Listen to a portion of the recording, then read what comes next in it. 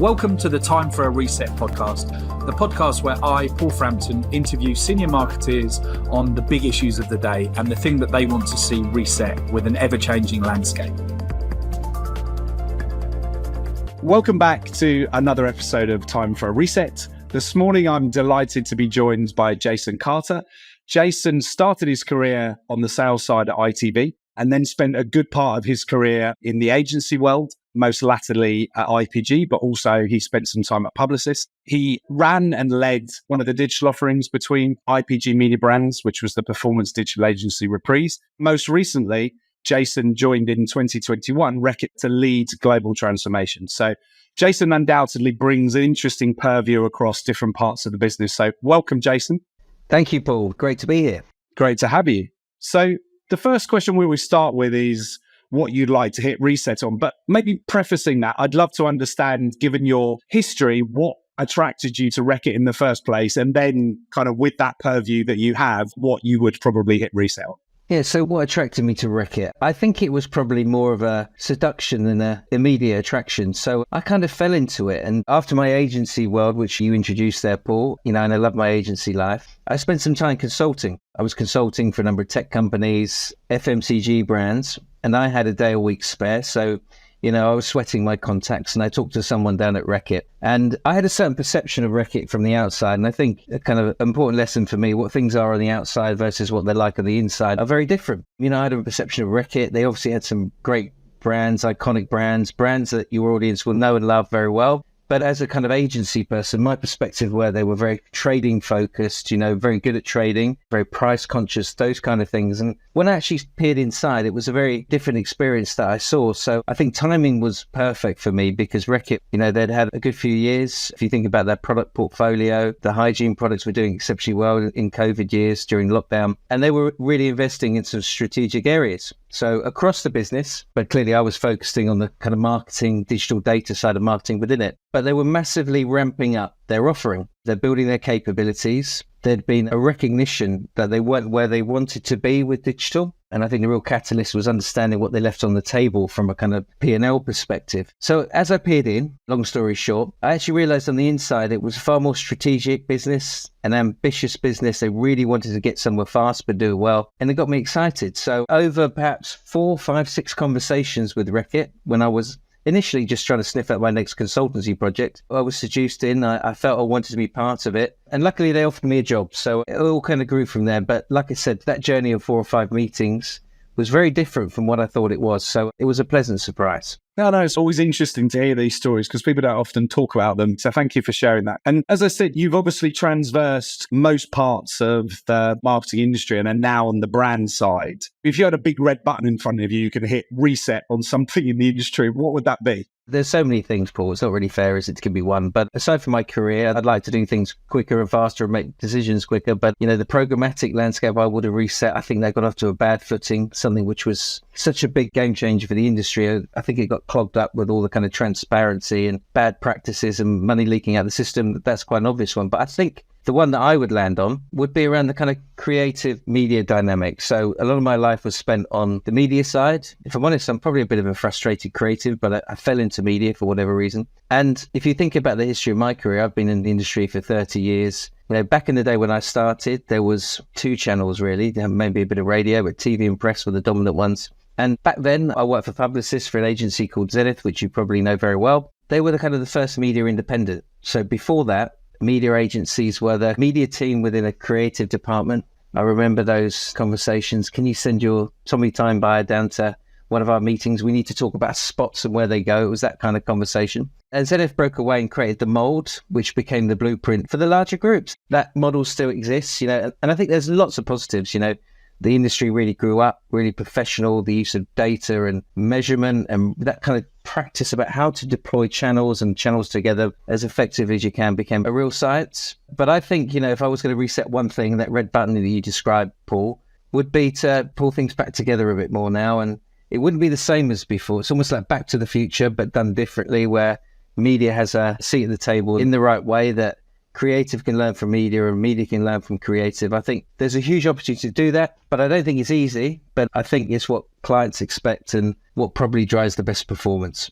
Great. I love that. In all of the previous 58 episodes, no one's brought that up. So that's really interesting. It's something that I think quite a lot about in my role at Havas. Obviously went from running the media group side, but I spent the last 2 or 3 years of my life there trying to bring the media and creative side together within the village and all of the different aspects, right? I mean, it's not just as simple as you say as media and creative. There's the CRM teams, there's the data teams, there's the paid social, there's a content marketing, there's a PR team. And I think what's happened over the last 10, 20 years is that there's splintering of so many different disciplines. And when digital came along, it created these new channels, which are fantastic for marketeers, but we have very specialist skill sets often. And actually orchestrating and connecting those things together seems to be a bit of a challenge for everybody. I'm not sure anybody gets that completely right. And I know you talk about full funnel strategy and planning. So do you think anybody is actually trying to solve that in the industry? Like if we think about the agency groups, of course, Mr. Sorrell within WPP built a very deep and broad business, but I'd argue it was never really particularly integrated. It was EBIT additive. And it kept growing. And I think it was proof that you can build a financial model that continues to grow. But arguably, when you've got 10 of everything, or sometimes 15 of some things, you can't integrate them. And then you look at some of the newer groups. So obviously, Sorrell set up S4 Capital. It feels like the same model, but without the legacy stuff, like focusing on digital first, programmatic, the Media Monk side, the dynamic content side. And then you've got David Jones' Brand Tech Group, which is almost like how do you build brands through technology, whether that's creative or media. Do you think any of them have really got a real focus on building fully integrated marketing? Yeah, so look, I think you'd have to ask them what their kind of motivations were and whether it was, like you said, was it about driving greater profit or providing a genuinely integrated offering to their clients. A couple of things to note. First of all, if you're starting from scratch, you'll do things very differently. So these newer businesses have an opportunity to get things right. But I also appreciate if you're scaling your business and scaling your various specialisms through acquisition, it's tough, isn't it? You're buying businesses with different cultures, different ways of working, and you buy them, obviously, because they're great businesses in their own right, but also that you hope that the whole will be greater than the sum of the parts. But having acquired businesses in IPG, you realize the work only really starts when you've got the deal over the line. So all your focus is convincing the board, convincing the sellers there's a role for them in the business going forward or not, if that's their decision. But then integration is a really, really tough thing, and you really need to invest time in it. And the other thing I was going to mention was that because of that diversity of landscape that you talked about, Paul, there are so many different specialisms involved, and some of them are quite complicated. You have specialisms within specialisms, obviously. How many times you hear that, oh no, they can't do that. They're an SEO guy, not a PPC guy, for example. But I think what agencies need to do, or consultancies, they need to recognize what they're good at. And there's always and I've been guilty myself. I can remember with a big Coca-Cola meeting once that, pitching for something we just weren't good at. We didn't do it. It wasn't our core strength, but we had to go for it because it was Coca-Cola. And at the end of the meeting, the client said, well, it's a lovely presentation. I love the books you created. They're really well designed. And you obviously spent a lot of time on that, but you don't really do these things, do you? It's not your core strength. And we went, you're right, but we couldn't miss the opportunity to expand into that area with your brand. So I think the most important thing is you recognize what you do and what you don't do and what you're great at. And then it requires, I believe, a very strong client who sets the rules, gets everyone to play fair, and importantly, brings those businesses into their business to really understand what their challenges are. Because when you're an agency and you're not resonating and you're not getting traction with a client, it's often because you don't really understand their challenges. You don't know where they're coming from. They're all ears when you can solve their problem, but that's on the client to let you in and work as an extended partner. And I know later you'll probably talk about in-housing, and it's connected to that conversation. So if a client really wants that solution, it's not just on the holding group to come up with a holding group solution and present it, but often it's the client's driving that demand, but they have to be the facilitator. And often it might not be the same group. You'll pull people in or business in from different areas to add strategic capability or specialist capability or whatever. But it's down to the client to set the rules and be strong and be clear about what they want and partner with those businesses in the right way. That's a great point. Also, listening to you, it made me think about, I just seem to remember this being my daily job when I was at Havas, to think about how to move between specialism and integration. As soon as digital came along, you always needed it before with direct marketing, but you need to prove the specialism, but linking things together are ever more challenging. And I find myself often talking about who's the right profile of individual to connect everything together. It used to be a common strategist. but arguably there are so many different disciplines and you need to understand technology and what's possible with technology that is it possible for any one person to do that? But I think your point is very well made, that a great client gives clarity and an overarching brief and brings and orchestrates people together. You also said, which I think is important for agency people listening, is that agencies need to think more about, why am I doing what I'm doing? What is this ultimately in service of? Is it in service of growing the category? Is it in service of more revenue, in more frequency of buying? Because I think often when you're in a specialist department, you get lost in the minutiae of what you're doing. Yeah, that's a really interesting point. I think perhaps, and maybe this is a question to you, Paul, to see if you agree. Yeah, specialists are really important because some of these areas are so complex and they require that real kind of dedicated knowledge. Specialists are really important, but how do you integrate them? And the role of that individual or team who do that integration is super, super important. So how many times have we sat in meetings where the specialist will be talking to the strategist or the planner, and there's a serious disconnect about really understanding what the other one's talking about? It's a real skill set to someone can extract what the specialist is saying, frame it in the right way so that that knowledge is getting embedded into the strategy. So, if you really want to be successful on TikTok today, for example, you need to know how the platform works and the creative you make is fit for platform. I know it's a very easy thing to say, but you've got to extract that knowledge because that knowledge exists. But how do you join that up and speak the same language? I do think it's a challenge.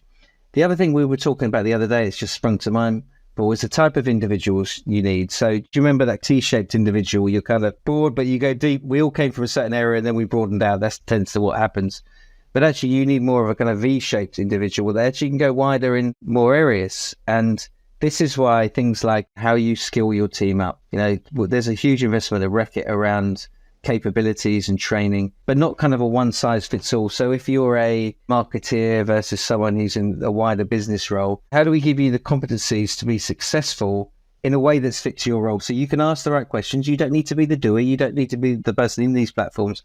But you know what's possible. How do you train them in a way and bring them on board so they can actually contribute? Because to be successful, you need everyone understanding the journey you're on and playing a part and achieving that. So difficult to do, but it starts with having the vision and the roadmap and the common understanding. No, I really like that. And I think hearing you talk, it's also about that curiosity and interest in not necessarily being the person that creates the TikTok, but understanding how that possibly relates to the 30-second commercial that is being put out and how a consumer may think about or experience those two things together. Because I think the thing that we always forget when we're in marketing is ultimately someone sees something very kind of fleetingly, they see an ad, and that has either a big impact or a small impact on them. And when they see things in multiple channels, we've all been taught and seen lots of econometric studies that prove that it works better. So that linkage and joining things together is a constant need. I want to just reverse a bit further out. It strikes me from what you said and actually the investment that Reckitt is bringing you in to do global transformation and decide from some of the successes in the pandemic to invest in building more of a digital-driven business, that marketing must be fairly influential at the board table at Reckitt. Is that fair? Do you feel like marketing has a top seat at the board table? Yes, 100%. We always talk about our leadership being our biggest enabler. So if you think about the program that I oversee, it's about, designing the roadmap, the plan, making it happen, removing any barriers to making it happen. So our kind of regular connects with leadership. So we have board representation sponsoring our program. And they are, like I said, our biggest enablers in that they can help remove barriers. They can ensure that the wider business is playing fair with what we need to achieve. But also the converse to that is that we've had to change how we position the program, how we communicate it to the business, because as marketers, we're all guilty of, partly because we love the industry and all the rest of it, but we're guilty of overcomplicating, simplifying our story, and there is a lot of complexity with it. But fundamentally, what we're trying to achieve is quite straightforward. How do we connect with potential consumers or existing consumers better to build better relationships with our brands so they really understand the brand's purpose and meaning to drive business performance, right? That's fundamentally why we do this. Marketing is invested in to drive the business and customer relationships. So because of that, we need to position the value that we bring in a language that the business understands. And actually, just to bring that to life a little bit, my boss, who was involved in the program before I was hired, he said in the early days, we were so excited about this, and I'm going to oversimplify it, Paul, for the sake of conversation, but he'd be saying, well, we can do all these fantastic things. We can talk to customers one-to-one and build better relationships and drive this and drive that and use data. And it didn't really resonate. when you're talking to business people, and they turn around and say, oh, we need to do this differently, and talk in their language. And the basic narrative was, okay, you invest a lot of money in marketing, significant sums in marketing. How about if we could make that work harder for you, and you could drive greater customer loyalty, drive greater return on investment? So for every pound or dollar or euro you put into your marketing, you get more sales out of the long term. People are more loyal with your brands, all those kind of things.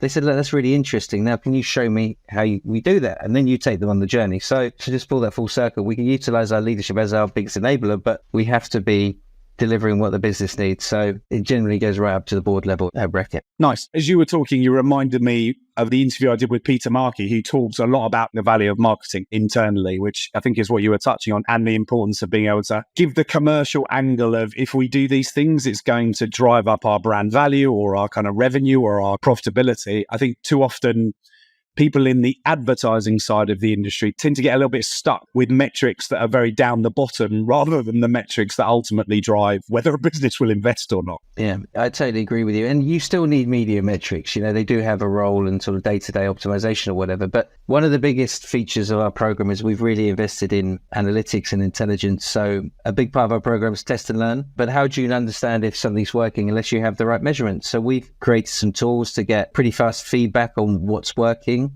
And what we mean by what's working, what's driving sales uplift or incremental net revenue. So we're obviously tied in with sales partners or whatever. Having measurements critical to convince the board. You need to be able to say, look, we can demonstrate the value. And once you've demonstrated it, you've scaled it. How do you get that performance attributed within the P&L? So you get acknowledgement of what marketing's doing. And then the board will listen. Great point. And as part of your transformation work, Jason, what are the strategic areas that you have already invested in or are thinking about Reckitt owning more and taking more responsibility of? Yeah. So this kind of ties in with in-housing, doesn't it? And I think there's a view in the industry that a lot of big clients are in-housing everything and they don't want to pay for external partners. They can do it cheaper or better themselves. Our view is a bit more nuanced than that. Well, first of all, we've seen massive value in external partners. We're good at some things. We respect that an external perspective is essential. There are some things that external partners will always do better than we do. But to answer your question, there are some areas that we feel that are so strategically important that we need to own. Not to say that others don't help us build them and contribute to them, but some areas that spring to mind are our oversight of our MarTech stack. You can't do marketing today unless you have a MarTech strategy. If it's fragmented or it's not aligned with your objectives, then you're going to have issues to scale and do things consistently well. So MarTech, comms strategies. We have a fantastic comms strategy team led by a great ex-agency guy, Clay, who has brought all his knowledge from the agency world. But we partner with agencies. We use their tools. The agencies have got some awesome tools, but we do it in the Reckitt way with our IP and consistently around the globe. Audience strategy, we've built what we call desks, so basically hubs of best practice. And it all starts with audience. So we bring an audience strategy into the organization. But on the other side, there are areas that we recognize that aren't our core strength, that partners can do better, whether it's strategic partners like a BCG, or, they provide a great external view, or some of the very technical operational partners at the other end. So throughout our operating system, we have best-in-class partners plugged in. And it's evolving because we're becoming more sophisticated. Our asks are changing, and so is our asks of our partners. And we've kind of gone full circle in the conversation, but we talk about how do we work with partners. We recognize that to work with them, we've got to really let them in. And I don't know in the organization that some people actually realize they're an external partner because they're in-house, they're part of the team, they're an extension of the team, right? Well, the fact that you can't describe it is a good thing, isn't it? Because it means they're actually so kind of infused into the business. Either that or I'm inarticulate, Paul, one of the two. Definitely not. That wasn't what I meant. But it sounds like you have a genuine hybrid model, right? And you talked about this binary all or nothing. That the reality, we started using a couple of years ago the phrase right housing because in-housing just doesn't really describe the reality of it. And I like the direction of where you've gone in that own the audience, overarching connected strategy, which links to the point that you brought up as reset, own the technology and understand how that kind of works. And then the measurement, they feel like the architectural bits around everything. And then, as you said in your intro, there's probably going to be better people to actually execute in very specific areas or implement technology in a very particular part of that ecosystem, just because they do it all day long, right? Well, creative ideation, creative agencies play a phenomenal role. If you look at some of the work in Cannes recently, there's some great work that comes from our creative partners. So it's a more mature, sensible model for the complexities that we're navigating today, Paul. Yeah. And one thing that just came to my mind as we were talking, which whenever we're talking to brands about in-housing, it takes a lot of discussion is, I mean, it's easier for you because obviously you've worked agency side. You mentioned that your comms lead has obviously come from agency side. And quite often people that are in in-house teams, in-house almost agency teams come from agency. So how do you think about culture and retaining those people in an org that is so diverse and different as Reckitt to IPG, for instance? Yeah, so look, I'll be honest, when I first joined Reckitt, it was a bit of a shock. Perhaps I felt a little bit kind of shoehorned, I was a bit siloed of being an agency person. But first of all, you got to recognize when you move client side, you bring so much valuable experience to them. But the learning curve is phenomenal. So in agencies, we're obsessed, aren't we, about our brand promise, and everyone's got a positioning statement and reason for being. And the reality is that clients don't really know what that is or care. It's really what you can do for them. I think agency folks bring a really valuable perspective. What happens when you go into client, you suddenly realize I'm scratching the surface of what's really important to them. So being able to get closer to the business and what the business is supposed to achieve and what our brands are trying to achieve and what their strategies are becomes super important. And as you say, you sometimes think you understand the business, but I don't think you really do unless you're living it day to day. And this is why this kind of hybrid model and actually having people in the office, they bring closer to the business and what the leadership's looking for. And if you have that, and this just comes back to that conversation around how you work with your partners, you could add more value, because actually a lot of it that agencies are talking about is noise because it's not addressing what the client wants or the business needs at that moment in time. Actually genuinely need. Yeah. And it may be a strategy that's been taken from another vertical category that doesn't work in CPG because you don't understand the nuances of CPG, right? So that best of both worlds, I guess, explains why so many brands go for hybrid and right house models, because it's very rare you can get an agency that really understands the intricacies of how CPG's trade deals are done with retailers and how you think about volume and value and all of those kind of things. I'm not saying there aren't agency people that can do that, and there are a lot of CPG experts, but the majority are working on multiple clients and their craft is to be good at particular things.